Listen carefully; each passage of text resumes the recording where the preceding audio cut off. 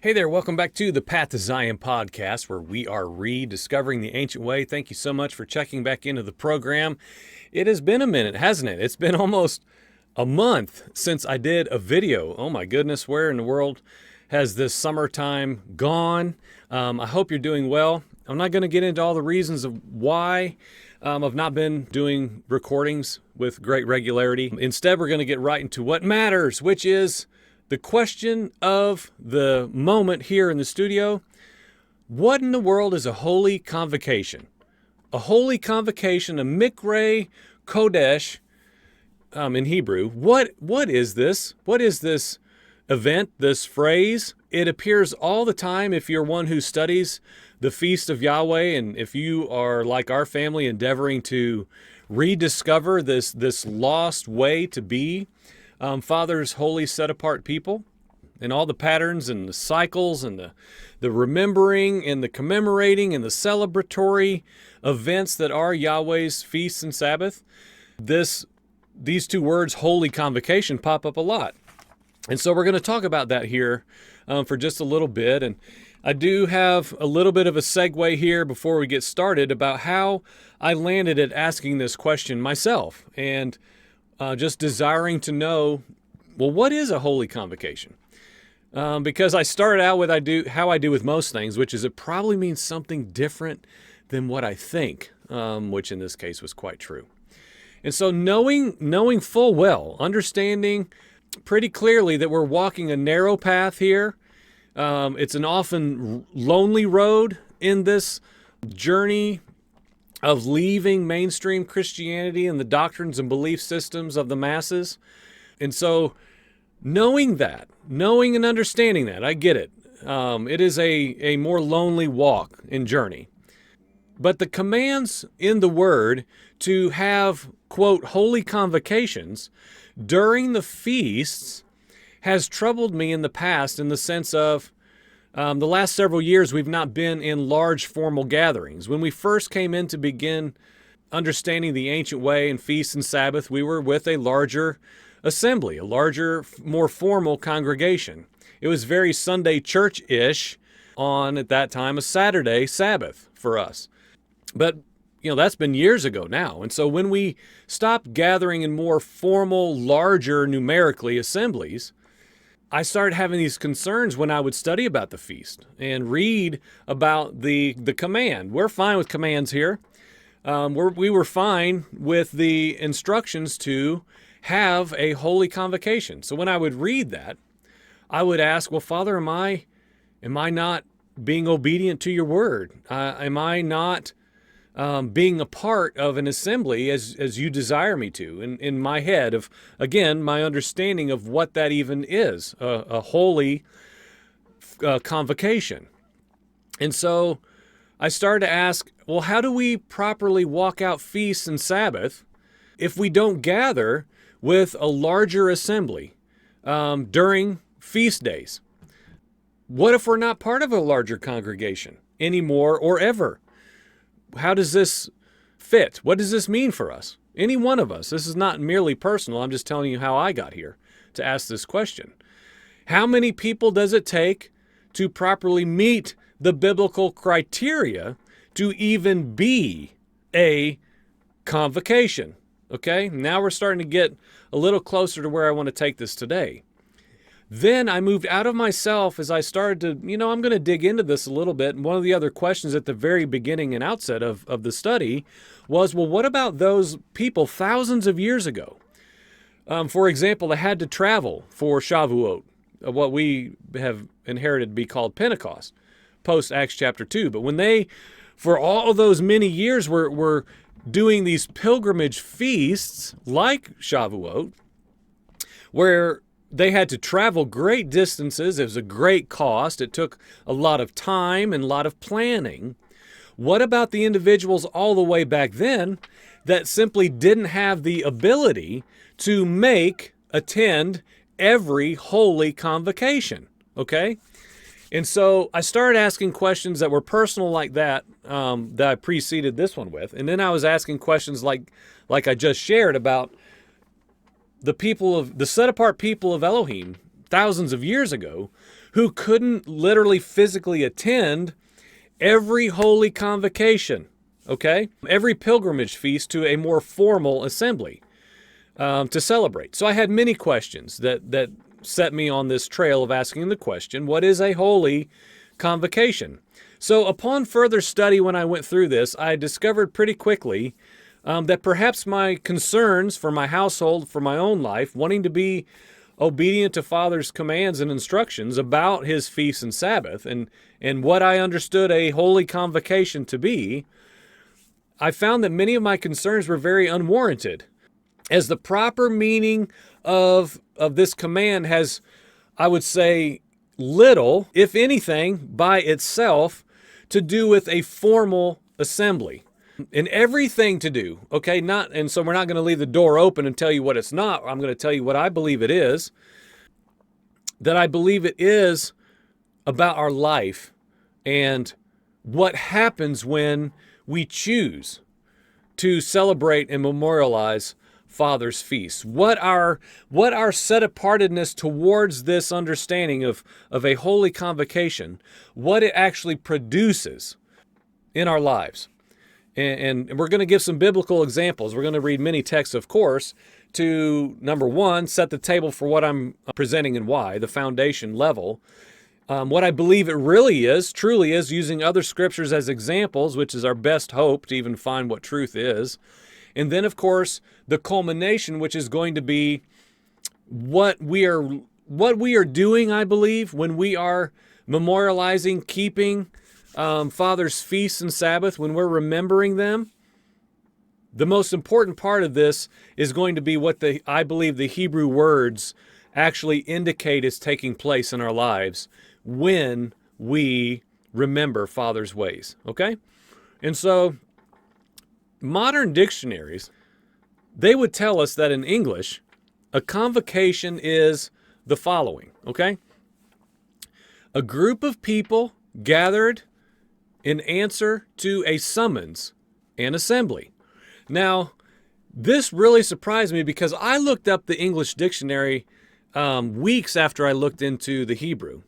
And so if we look at this closely, this is just a normal modern day dictionary that describes a convocation as a group of people gathered in answer to a summons and assembly, okay?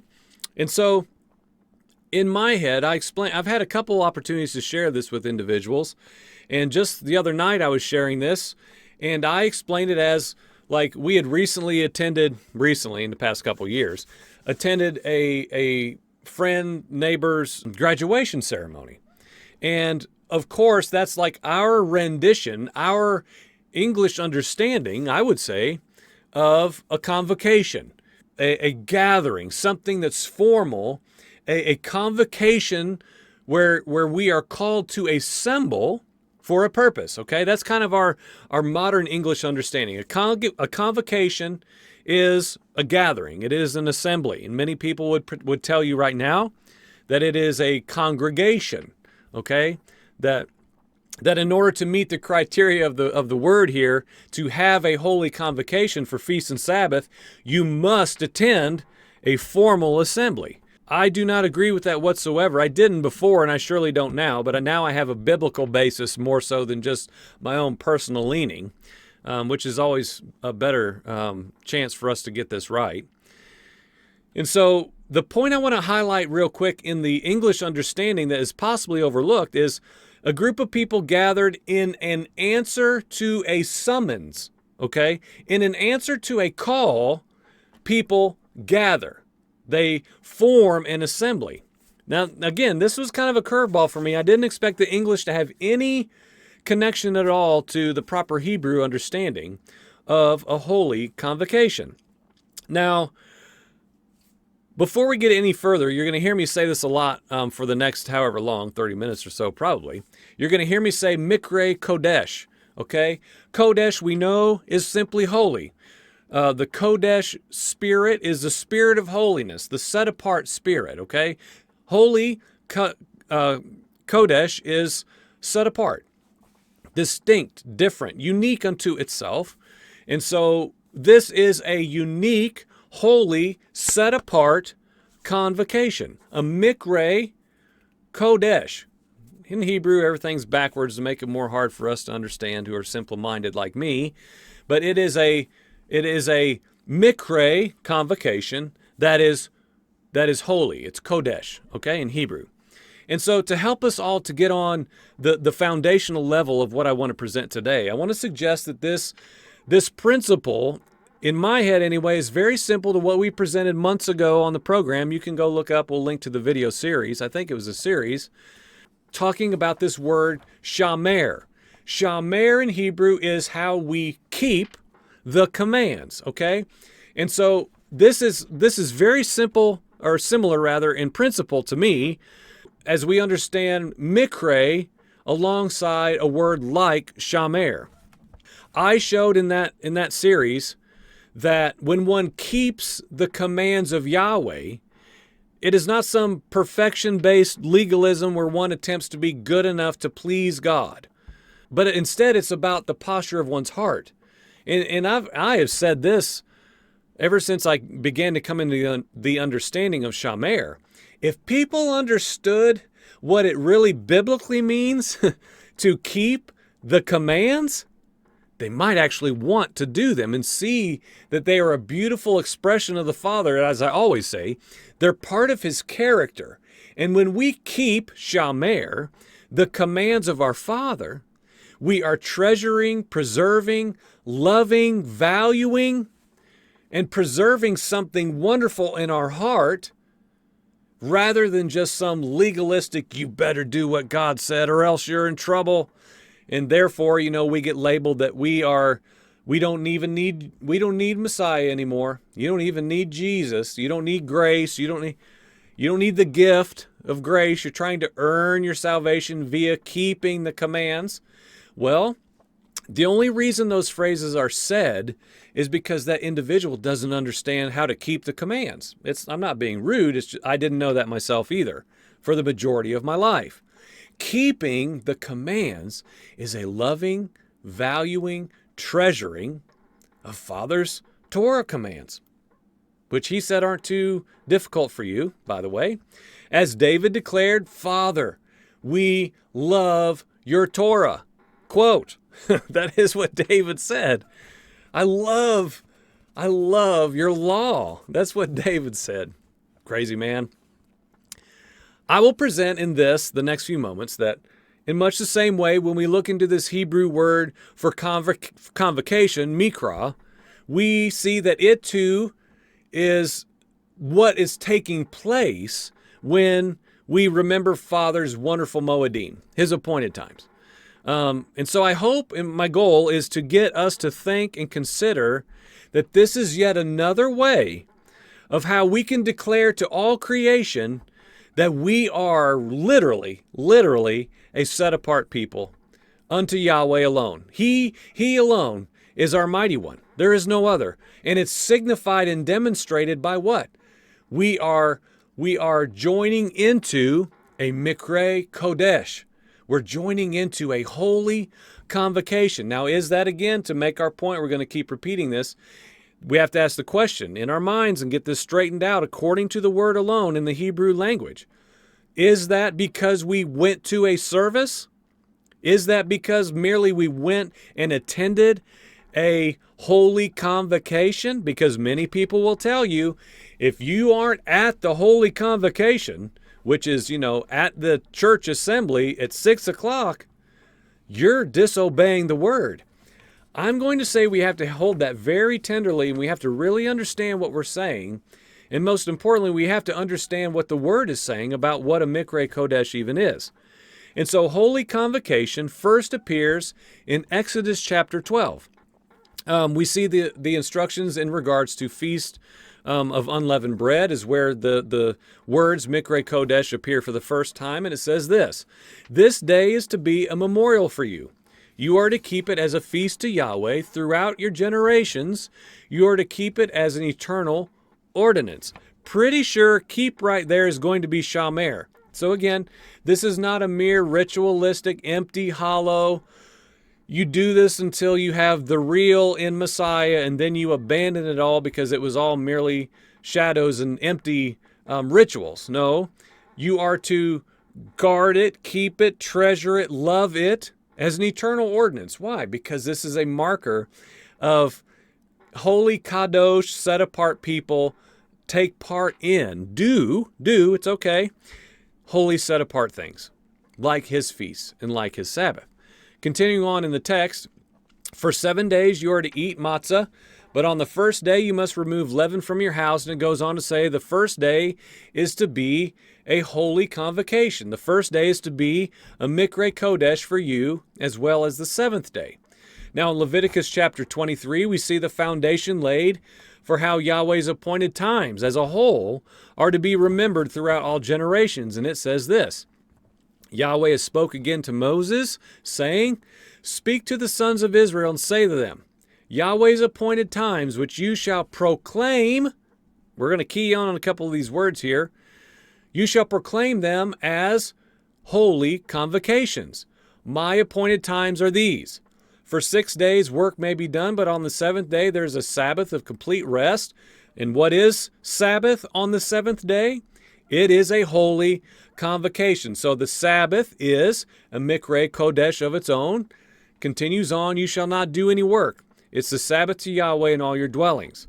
These are the appointed times of Yahweh, holy convocations, which you shall proclaim at the times appointed for them. Okay, so we're going to key in on these words real closely, because I believe they're very important to the text.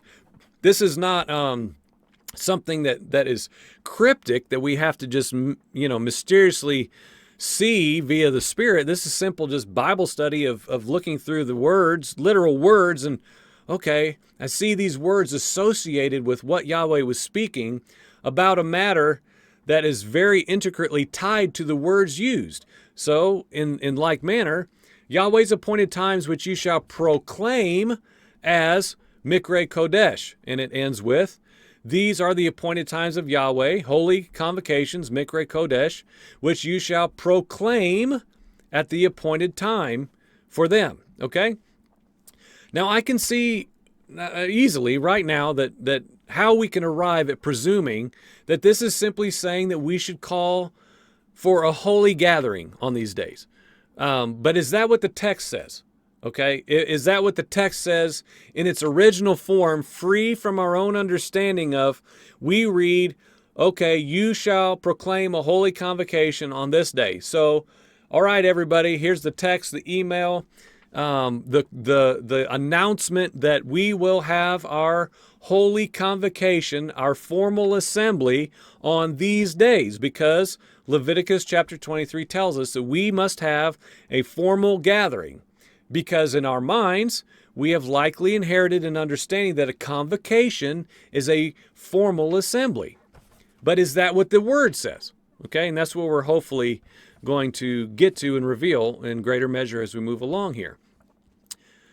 So, let's note in the text I just read this word proclaim, okay?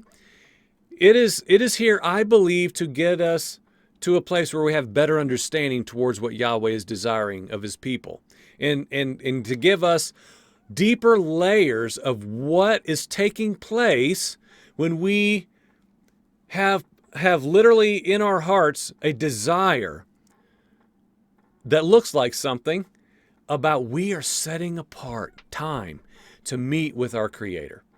We see it all the way in the garden. We talked about that, I don't even remember how many times and in what series and episodes and everything, about how I know it was in the Moedim series, and I proposed that the first missed appointed time was in the Garden of Eden when Adam didn't show up after he rebelled.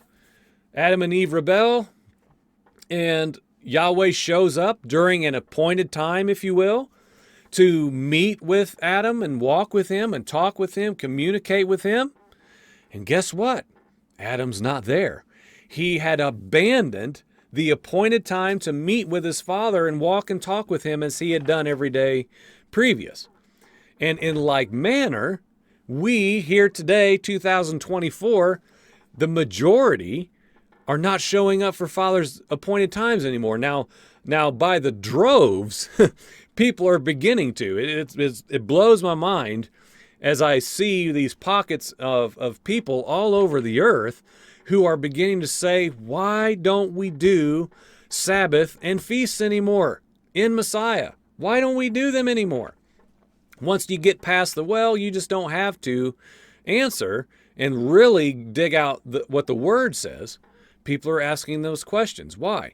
Because many people are having this light come on in their innermost place saying, look, man, if Yahweh, the King of all kings, the Elohim of all Elohims, the mightiest one of the mighty ones, if he wants to have an appointed set apart time to meet with me, I just want to show up. We talked about that in just the very last episode we did about connecting Father's Day with the appointed times. And I hope I made the connection, if you've watched that, of revealing that, like, it's that simple. Every day I commune with my Father. Every day I commune with Yahweh. But his appointed times are special. They're different. It's a set apart moment that he himself put into place. And I don't have anything in me that says, oh, I'm not showing up for that. I know him every day now.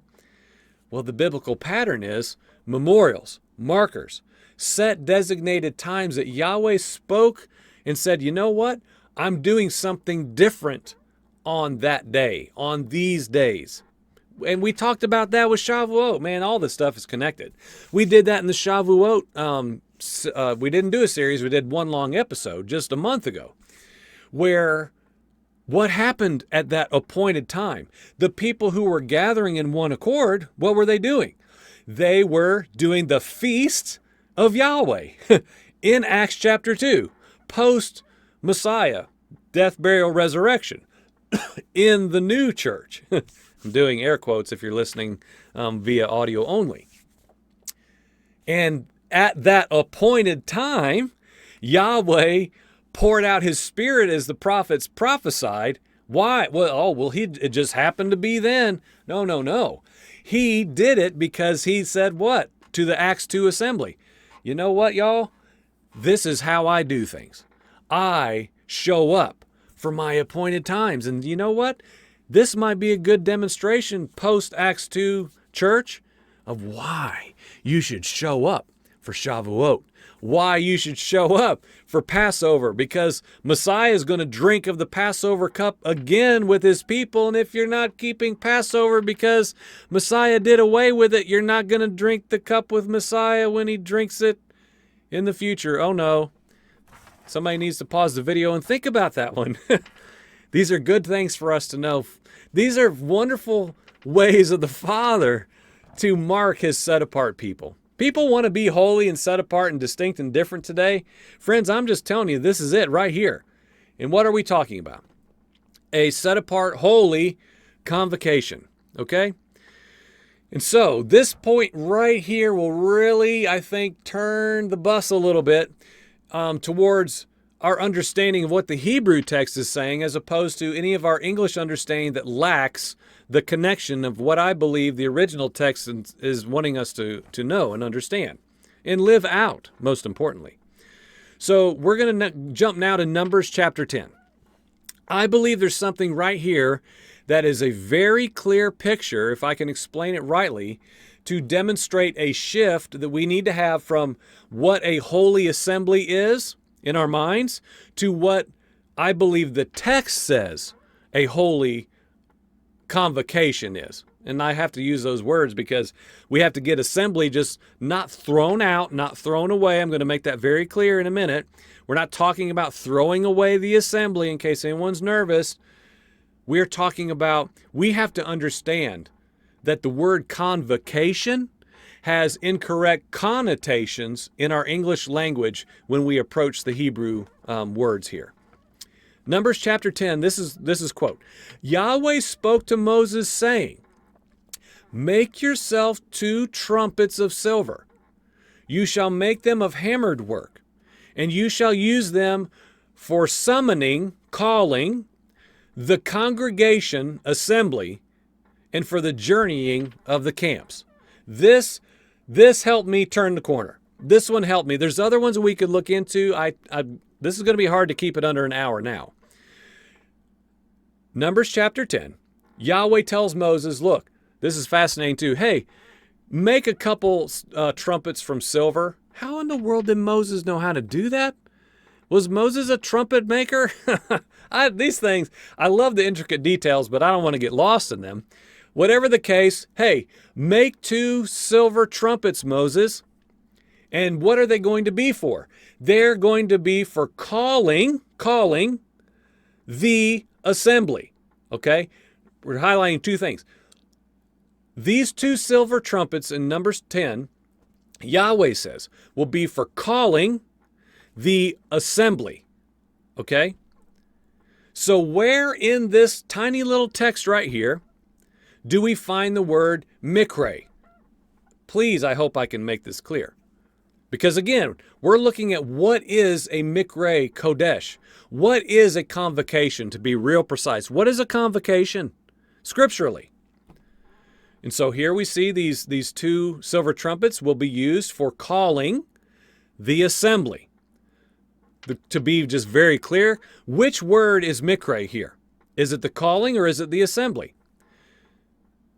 Is it the congregation? No.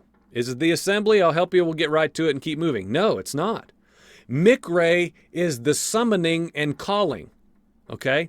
Mcrae here, that these trumpets are to perform, the convocation is the calling, not the assembly.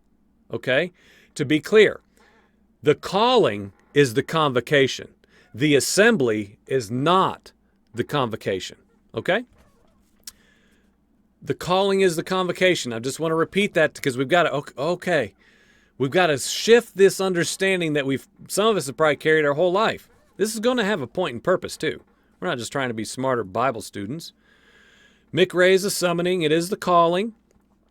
In this specific example, we see the trumpets are the Mcrae to call people in. Okay? The trumpets declare, they announce, and to connect with our earlier text where we already were, to proclaim. The trumpets proclaim, they are the convocation, the proclamation is the convocation, to assemble. Okay? I hope this makes sense. So here's what I feel is a very interesting concept and switch in our understanding to what we're doing when we talk about a holy convocation. What if a primary component of our keeping of the feast, of our individual keeping of the feast and memorializing Sabbath, is in order to declare a call to assemble? Think about that. What if the set-apart people of Yahweh having a holy convocation, which I'm going to promote can be individual. Now, this is a whole, how can you have an assembly by yourself? Well, here's the thing, friend, you can't. You can't have an assembly by yourself. That's why we have to let the word define what a convocation is. Because you can make a declaration by yourself. You can make a proclamation from your innermost places that I will be a holy convocation unto Yahweh. I will declare his wondrous ways. I will announce his memorial feasts. I will declare his Sabbath is still here, yet remaining for people in Messiah. I will proclaim from my mouth and from my very life's actions by doing his appointed Moedim feasts and Sabbath. Yahweh is my Elohim. Okay? It is a declaration. It is a proclamation. And if we can get that to shift in our hearts, I think it can literally change our perception of what we're doing when we literally decide and set in our hearts and in the homes of our families We will remember Yahweh's appointed times. It's a wonderful invitation. I'd never seen this before in my life until just a couple weeks back when I did this study. So to be clear, the calling is the convocation, okay? The summoning is the convocation. To assemble, okay? To what? To gather the greater into the congregation of Yahweh. A call to say, it's not about like a specific call where we need to go out every feast and Sabbath and stand on a box and announce and declare and blow the trumpet to come in, come in, come in. I'm not saying we can't do that, but I'm saying I believe that when we determine in our hearts and in our lives and in our households to remember and declare the set-apart, holy, consecrated ways of Yahweh Elohim, His feasts and His Sabbath, our lives are literally declaring, come into Father's wonderful ways. In the natural and the spiritual. I'm not even going to open the door on what we're declaring in the spiritual places unseen. That too is a huge component of this, in my opinion. So, what if the set-apart call, okay, the Mcrae kodesh, is more about our lives declaring a call for others to come into Father's wonderful ways? Quick reference, Leviticus 23:24. We won't even read it now for the sake of time. It references a memorial, I'm quoting, a memorial of blowing of trumpets as a Mcrae kodesh. Okay, so let me just ask simple. Is the blast of a trumpet a congregation? If we only let the word speak and not our opinions and our own understanding, because we live in an English language world. In our normal understanding, if we think a graduation ceremony is a convocation, and we move that understanding into the Hebrew text, we will miss what Yahweh, I believe, is saying.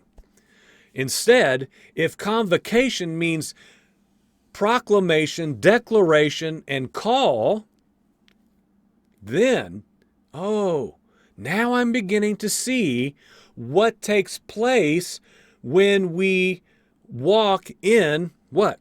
The Mcrae kodesh reality of setting apart feasts and Sabbath in our hearts and in our lives. And thusly, that's how we can relate and correlate what we're doing spiritually and naturally, literally, with the blowing of trumpets. Because they can be a Mcrae kodesh, the blast of a trumpet, a call, a declaration and proclamation. So I would say perhaps we've not understood what I will just say in humility, not to replace the need for a gathering or an assembly or a place for that, okay? I'm not trying to diminish or remove it. I just want to understand the word and let it speak to us for what it says. And so I believe that we have to understand, and to be clear, assembly in this text here, in the Numbers text, and many other places, is actually a different Hebrew word entirely. It's idah, okay? What we do not see is Mcrae idah, okay? We don't see, maybe the better way to say is we don't see kodesh idah, or idah kodesh, to say it if we're trying to be really precise and perfect. We don't see idah kodesh, okay? Because that's not saying the same thing. That is assembly. That is congregation. It's a different word entirely. We see Mcrae kodesh, okay? So with that being said, most translations that we would read and study and Bible versions that we all have would regard feast days as, and explain Mcrae to mean an assembly, a congregation. But to be clear, according to the Hebrew only, Mcrae alone is the calling, and assembly is an entirely different word, idah in Hebrew. So it would seem that according to the word alone, a holy convocation was not merely about a gathering of people together. It's not merely just filling a room with people, where We should not assume that just because 100 people are in a room on Shavuot, that we have fulfilled the command to be a Mcrae kodesh. It takes more than that, I'm saying. This is a heart's posture issue for me to be redundant. If a holy convocation was merely about a gathering of people, we would see the word idah here as convocation alongside the Moedim. However, it's not. Idah, now it appears 150 times, roughly, and is most commonly translated as congregation. Another common word for this is kahal, and then a lesser used word, which is asarah. All of these insinuate a familial gathering or a formal congregation of people. Okay, so there are Hebrew words that explain an assembly and a congregation and are used to define that, but they are not a miqra. Okay, to be clear. We do see more detailed commands appear that include all of these components. Leviticus chapter 23, and I want to begin to make sure I'm not pushing people into individualistic, isolated living. I'm not doing that. I'm going to make that very clear, because some people would say, see, we don't have to gather with anybody. Where two or more are gathered, or I can't meet with anybody because they're all this, this, and this. I'm not promoting individualistic, isolated living. And of course the feast and Sabbath. I'm not saying that at all. And I will be more clear as we move along towards that, so that no one has that excuse to use this as an isolation type of presentation. So Leviticus 23 says this, again, Yahweh spoke to Moses saying, speak to the sons of Israel, saying, on the 15th of this 7th month is the feast of booths, tabernacles, for 7 days to Yahweh. On the first day is Mcrae kodesh. It's a holy convocation. You shall not do any laborious work. For 7 days you shall present an offering by fire to Yahweh. On the 8th day you shall have a Mcrae kodesh, a holy convocation, present an offering by fire to Yahweh. It what? The Mcrae kodesh, the holy convocation, is an assembly. Okay? It is an asarah.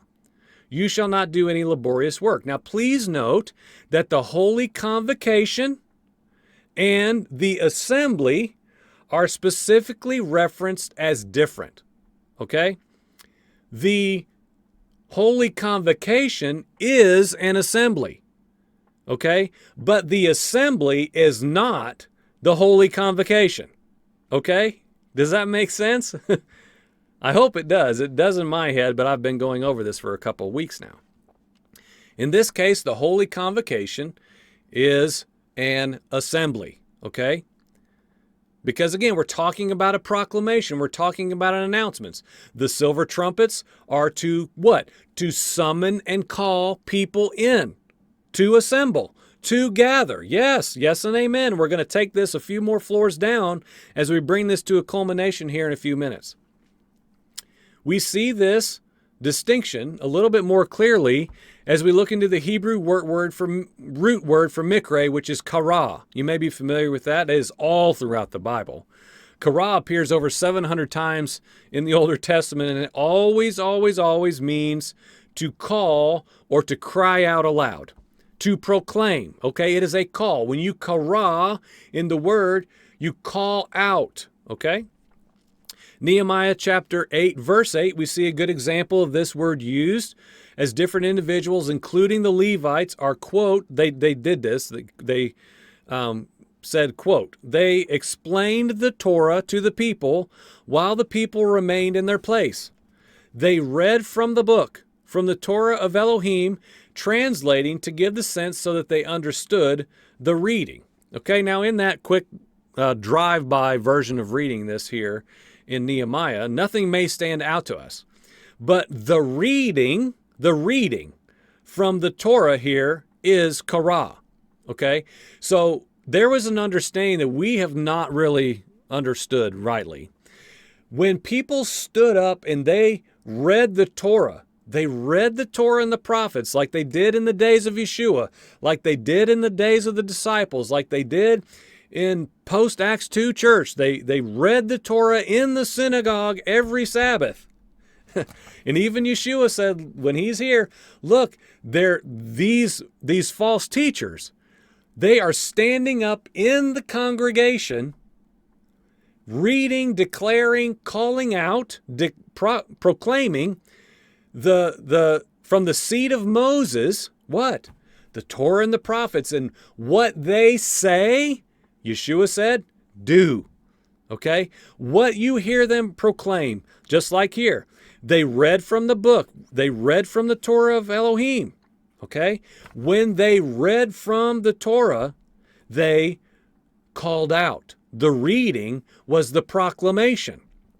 This is something that would be so good for us to reclaim and understand and begin to apply. I need to do that better in my house. We do not do that well here. I say that over and over. I want to get better at proclaiming Korah, the Torah and the prophets out of my mouth, like so many people did for thousands of generations, including Yeshua's day, and Yeshua endorsed. He said, yeah, do what they say when they read from the seat of Moses. That's what they were reading from the seat of Moses.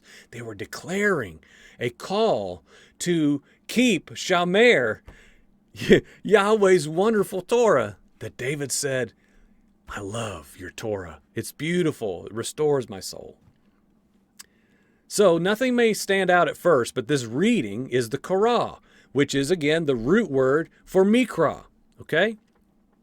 To make the proper connection, when we started this discussion, 43 minutes ago? In Leviticus chapter 23, we saw the Father's appointed times are to be a miqra that we proclaim. Korah, that we announce. I think the trumpet is gives us great imagery for this. It is a blast that we are Yahweh's set apart people, friend. I think this is awesome. This is a spiritual reality too, friend. We're not talking about, oh, well, I hope this does something. When you enter into his courts with praise and thanksgiving and declaration, we are letting all the principalities and powers know who our Elohim is. It is a wonderful, holy, set-apart proclamation and call. This holy convocation. I'm proposing that perhaps this same action in the natural, like the blowing of the silver trumpets and numbers, is what is done in the spiritual when we set apart Father's feasts, his Sabbath, in our hearts and in our lives. Our lives, literally, are declaring his awesome works and ways. We're choosing to herald and proclaim a holy convocation. A Mcrae kodesh pours forth from our very lives when we remember Father's appointed times. Our lives become an announcement, a declaration of what? Of the good news, of the gospel, which goes all the way back to the beginning of all time. For any who have ears to hear, we're saying, come in and join into Father's holy, set apart, wonderful ways. Our lives become a proclamation, which I know many people want to be, but I don't think they understand that this is one of the primary ways how. To be clear, this understanding that I'm hoping to show is in no way intended to draw anyone away from literal gatherings, a physical room or larger congregation, and leaving people because you don't need them and you had this wrong all along. We don't need an assembly. I'm not saying that in any way whatsoever. There are wonderful opportunities to be, in this tiny little glimpse that we can get here, a part of Father's remnant people for his feast, or to promote and endorse his everything that we're learning. It's a valuable thing to do that alongside other people, to sing and to shout and to blast a shofar and to read the word and do all these things we've been talking about. Those things are fine in an assembly. Those things are fine in a larger congregation. They're fine with 100. They're fine with 10. I'm fine with that. But we have to also equally understand that scripturally, I have become convinced that that alone, that by itself, does not fulfill the command to have a holy convocation. Showing up to a feast service or a formal Sabbath service, I believe scripturally, does not cause you to be fulfilling the command to have a holy convocation any more than going to a Sunday morning church on the Lord's Day makes you a Christian. Okay? We're talking about a whole lot more things that have to be in place in one's heart to properly be a Mcrae kodesh. Okay?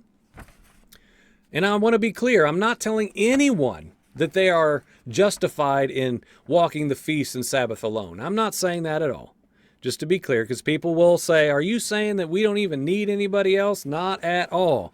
It is a blessing to share on any level in what we're learning and what we're beginning to see Father reveal in this age. We have glimpses now of the not yet, which is where we're going to finish here in just a moment.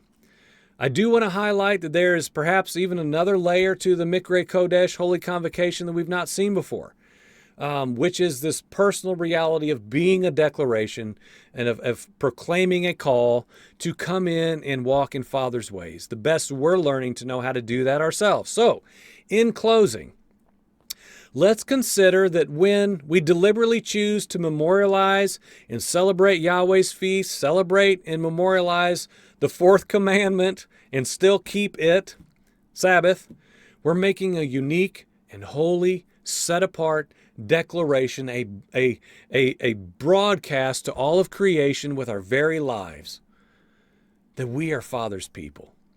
When we remember His feast and His Sabbath, we're declaring that we remember what He's done for His people throughout all time.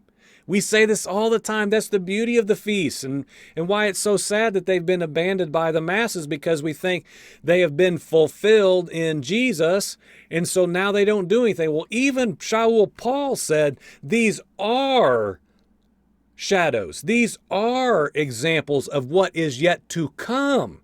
We're awaiting a fulfillment of all of these things. To say it's all archaic past tense is a grave error and mistake that causes us to miss one of the primary ways how to be Father's holy set-apart people.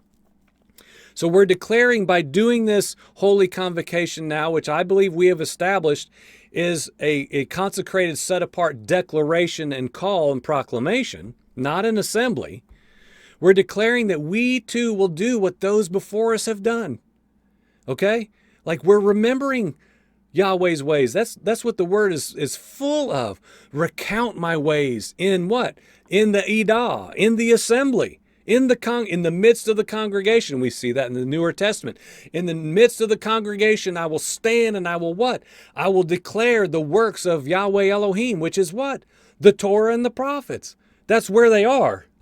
I will remember what Yahweh did thousands of years ago with His set-apart people. Okay? So we're looking back. Throughout all time, we're joining with men like Abraham, Moses, Noah, all these men, righteous, holy men. We're joining with them. We're also declaring that right now we too will do what those before us have done. We now, 2024 and beyond, we are choosing to remember now. We will be Yahweh's set-apart people today here on the earth. Distinct, different, odd. Just like those before us who are sojourning through all of this mess and chaos, awaiting a better country, awaiting a perfect governmental order that will only be when Yahweh fully assembles His people unto Himself. We're declaring, lastly, that there will one day be a great ingathering. There is going to be a trumpet blast, friend. There's going to be the final call, if you will, to come in. We remember that that's what's before us. A great ingathering is coming where Yahweh Himself will call His people in. A great restoration awaits us, friend. We will be called and gathered for the ultimate assembly. So, right now, we're literally making a holy announcement, a holy declaration, a proclamation. We're saying we will follow Yahweh. We will remember his holy, set-apart feasts and Sabbath. So praise be to the Most High. His ways are surely worthy of our declaration, right? The works of our Mighty One have gone before us, and we, hopefully you, will set apart ourselves, our lives, to be a Mcrae kodesh, a holy convocation, which is what? Not an assembly, a proclamation and a call to come and join us in the wonderful ways of Yahweh Elohim. I hope this has made sense. I hope this challenges all of our thinking and get us to dive into the word more. See if this is even true. Test it out for yourself if you have questions. I hope you do. We should. But may the truth of the word prevail over our own understanding and win out easily every time. You've been watching the Path to Zion podcast. We're rediscovering the wonderful ancient way of Yahweh around here. Thankful to do it alongside you in any small part. Thank you so much for watching. Email us anytime at pathtozionpodcast@gmail.com. Thank you so much for watching. Amen.